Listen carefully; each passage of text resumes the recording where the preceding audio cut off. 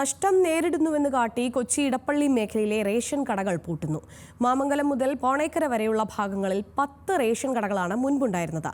4 എണ്ണമാണ് ഇപ്പോൾ അവശേഷിക്കുന്നത്. ഇടപ്പള്ളി മേഖലയിൽ 10 റേഷൻ കടകൾ പ്രവർത്തിച്ചിരുന്നതിൽ 4 എണ്ണം മാത്രമാണ് അവശേഷിക്കുന്നത്. കോവിഡ് കാലത്തെ കിറ്റ് വിതരണത്തിന്റെ കമ്മീഷൻ ലഭിക്കാത്തതും മാസവേതനം പതിവായി മുടങ്ങുന്നതും വ്യാപാരികളുടെ കൊഴിഞ്ഞുപോക്കിന് കാരണമായിട്ടുണ്ട്. 1 കിലോ അരി വിറ്റാൽ ₹1.80 വ്യാപാരിക്ക്. വാടക കെട്ടിടത്തിൽ പ്രവർത്തിക്കുന്നവർക്ക് കടവാടകയും തൊഴിലാളിയുടെ കൂലിയും കൂടി നൽകുമ്പോൾ നഷ്ടം മാത്രം ബാക്കിയാകുന്നു. റേഷൻ വ്യാപാരിയുടെ വിഹിതം കൂട്ടണമെന്ന ആവശ്യവും പരിഗണിക്കുന്നില്ല. ഇടപ്പള്ളിയിൽ പുതിയ റേഷൻ കടകൾ ഏറ്റെടുത്ത് നടത്തുന്നതിന് വിജ്ഞാപനമിറക്കിയെങ്കിലും ആർക്കും വേണ്ട. പലതും പൂട്ടിയതോടെ നിലവിലുള്ള റേഷൻ കടകളിൽ തിരക്കേറി. 150 മുതൽ 200 പേർ വരെ പ്രതിദിനം എത്തുന്നു. മുൻപ് പകുതി ആളുകൾ മാത്രമായിരുന്നു.